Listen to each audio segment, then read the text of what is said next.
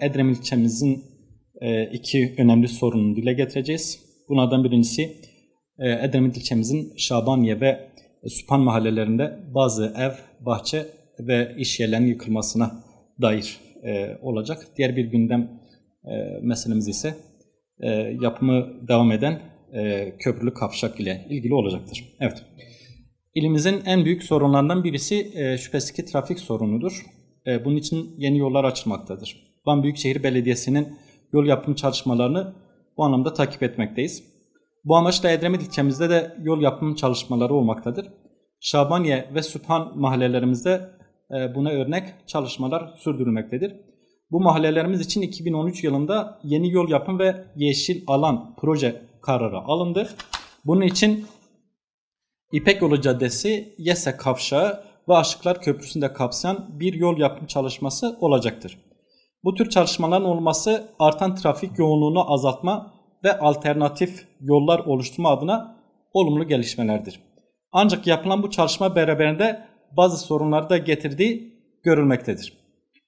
Özellikle Kurubaş Deresi çevresi ve Aşıklar Köprüsü civarında bulunan ve hazine arazisi üzerine inşa edilen ev, bahçe ve dükkanların imar yasası kapsamında yıkım kararı verildiği görülmektedir.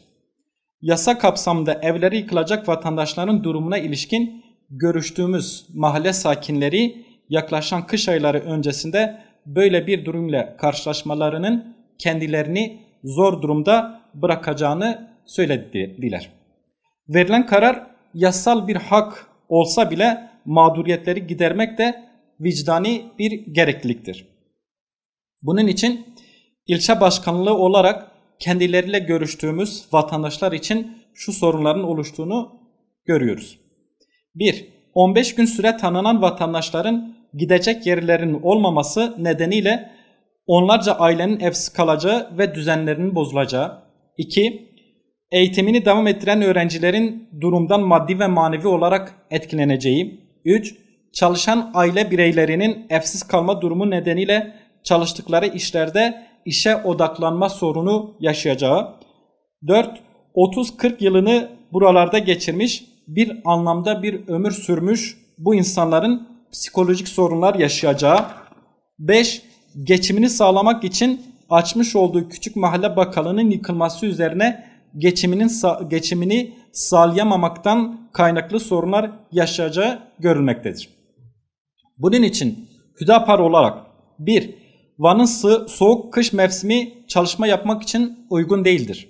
Bilindiği gibi Van'da kışın genel anlamda çalışmalar durmaktadır.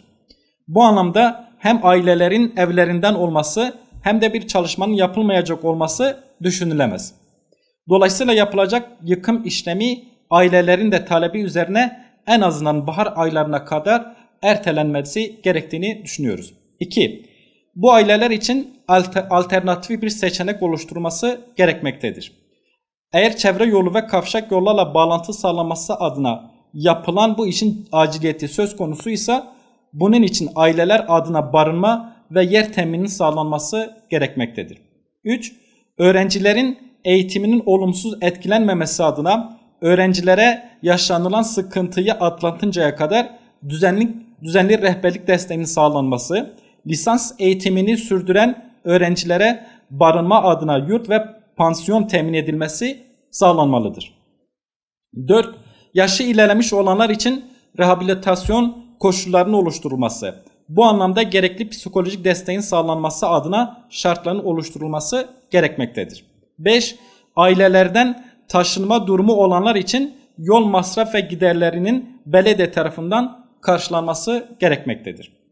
Bu anlamda Hüdapar olarak diyoruz ki bu ailelerimizin mağdur edilmemesi ve gereken desteğin sağlanması için gerekli adımlar geciktirilmeden atılmalı, sunmuş olduğumuz reçetemiz göz önünde bulundurulmalıdır.